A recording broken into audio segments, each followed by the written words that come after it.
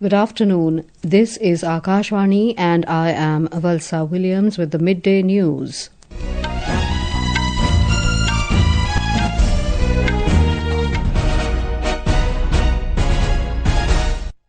The headlines.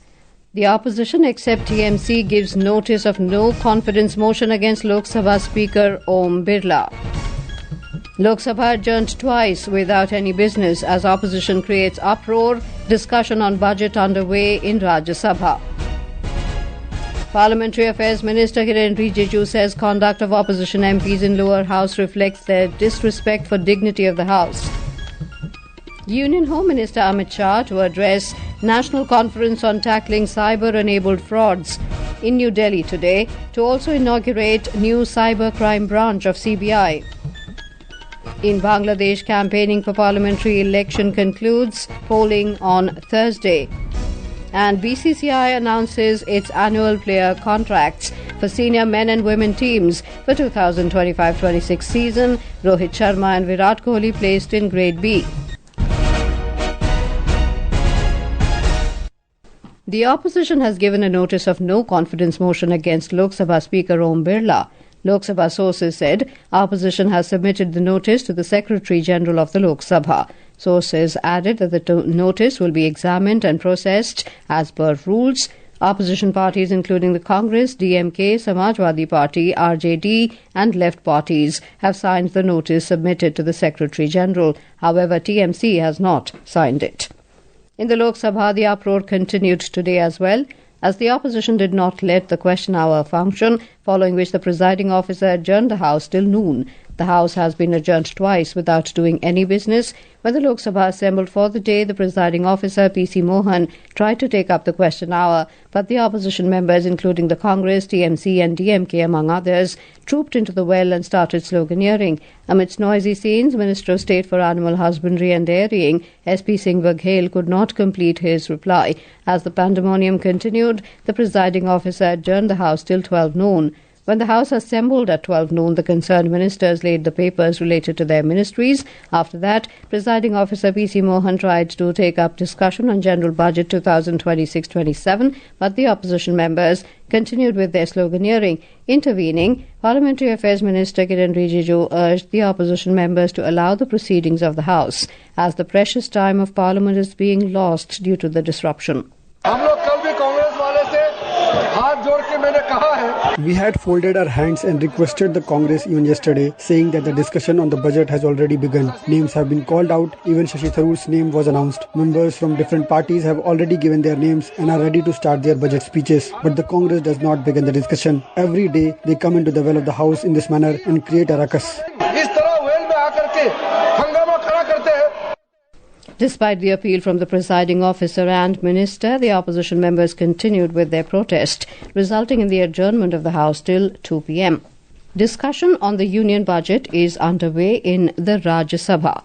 Minister for New and Renewable Energy Prahlad Joshi has said India has achieved a total renewable energy capacity of 272 gigawatts till date. He said this while replying to a question during question hour in the Rajya Sabha today. We have achieved total renewable energy 272 gigawatt as on date, sir. Total during their time, it was including hydro, it was 81 gigawatt. Now it is including hydro. Now it is 272 gigawatt. And solar energy was 2.8 gigawatt. Today it is nearly 136 gigawatt, sir. We are the third largest renewable energy producer in the world today, sir.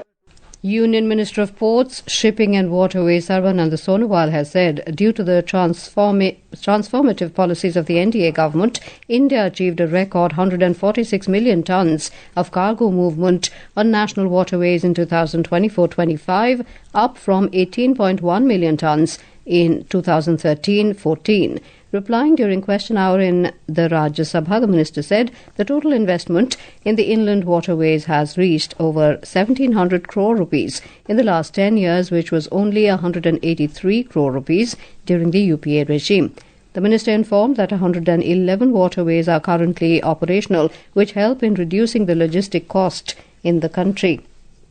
Parliamentary Affairs Minister Kiren Rijiju has accused the opposition MPs of disrupting the proceedings of the Lok Sabha, saying their conduct reflects that they do not have any respect for the dignity of the House. Talking to media outside Parliament, Mr. Rijiju said the Congress women MPs crossing over to the Treasury bench and even reaching near the Prime Minister's seat in the House last week is a shameful act. The BJP MPs, especially the women MPs, have lodged a strong complaint to the Lok Sabha Speaker against the behavior of the Congress MPs. The Congress MPs, with design, crossed over to the Treasury side. They crossed the bench where Honorable Prime Minister sits, and they went beyond towards the Treasury side, and they almost laid the siege of the entire area. And we had to control our BJP NDA MPs. Minister of State for Rural Development Kamlesh Paswan has said that Viksit Bharat Guarantee for Rozgar and Ajivika Mission Grameen Act is not merely an employment program, but it is a comprehensive framework designed to accelerate rural development. Mr. Paswan said this in a written reply to a question in the Lok Sabha today. He said the Act guarantees 125 days of wage employment in a financial year for every rural household instead of 100 days earlier. In another written reply in the Lok Sabha, Minister of State for Agriculture and Farmers' Welfare Ramnath Thakur said the government has disbursed over 4 lakh crore rupees through 21 installments since the inception of the PM Kisan scheme. The minister said a farmer-centric digital infrastructure has ensured that the benefits of the scheme reach all farmers across the country without involvement of any intermediaries. Mr. Thakur informed that all payments under the scheme are made through the direct benefit transfer mechanism into Aadhaar-seeded bank accounts of the beneficiaries. This is Akashvani giving you the news. For quick news updates round the clock, follow us on our X handle at AIR News Alerts. And for details of stories and more, log on to our website www.newsonair.gov.in and download News on AIR app. Welcome back to the Midday News. Union Home Minister Amit Shah will deliver the keynote address at the National Conference on Tackling Cyber-Enabled Frauds and Dismantling the Ecosystem in New Delhi this afternoon. On the occasion, he will inaugurate the new cybercrime branch of the Central Bureau of Investigation.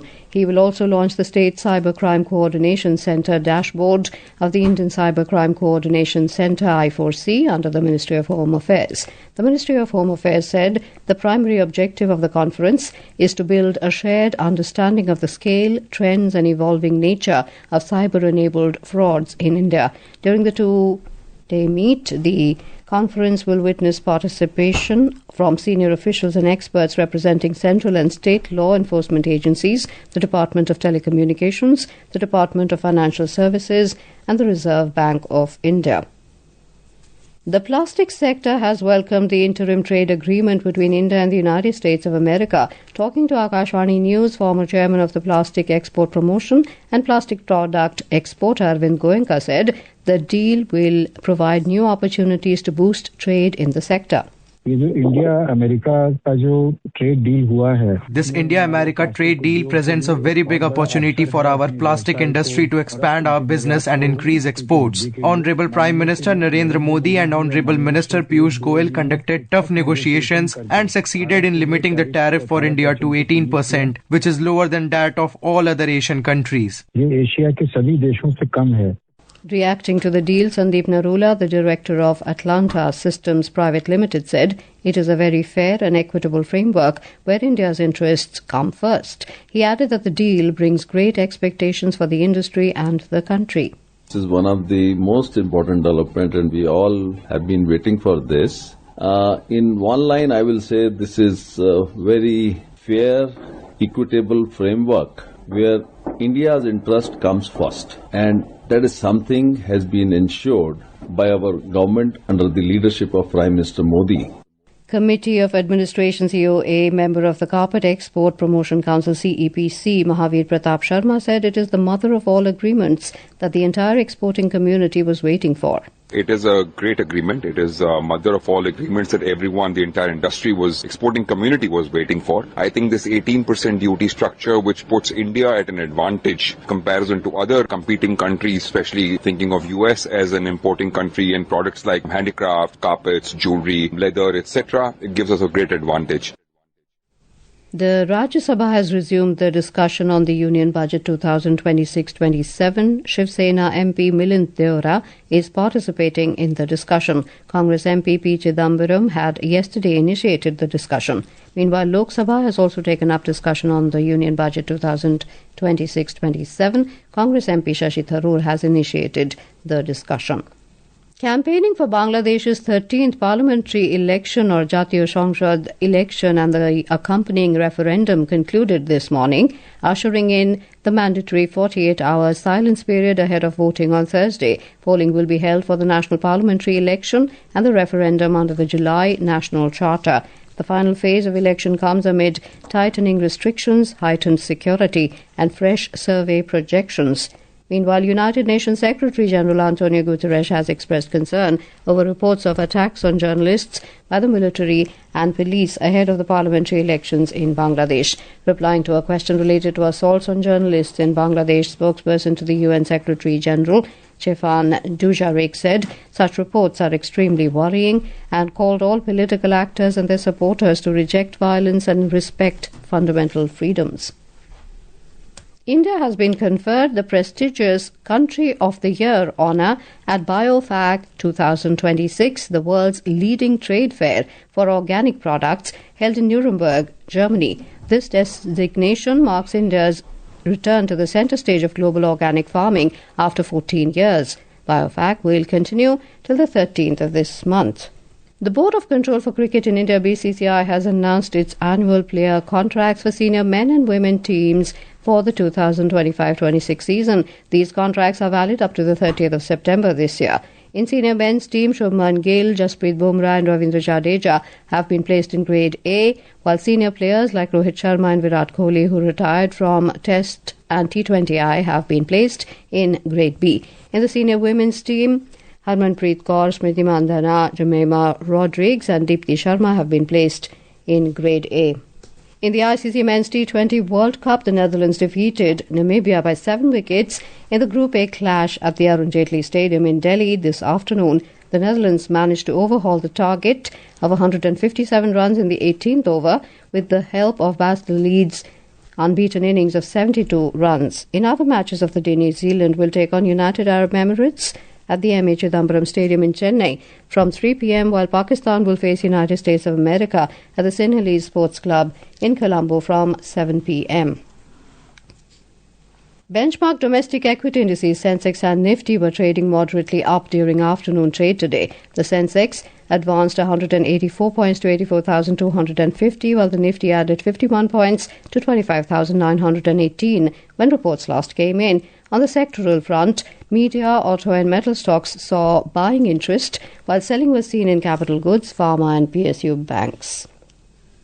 The Indian Meteorological Department IMD has forecast thunderstorms and lightning today in places over Himachal Pradesh and Uttarakhand. Dense fog conditions are expected over Assam and Meghalaya during the day. According to the Met Department, there will be a gradual rise in minimum temperature over East India by about 2 to 3 degrees Celsius during the next 3 days. IMD said there will be no significant change in minimum temperatures over the rest of the country.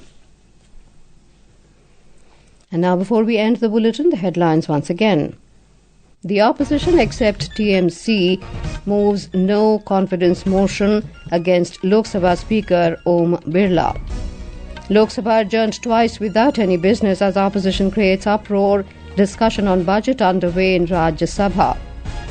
Parliamentary Affairs Minister Kiren Rijiju says conduct of opposition MPs in lower house reflects their disrespect for dignity of the House.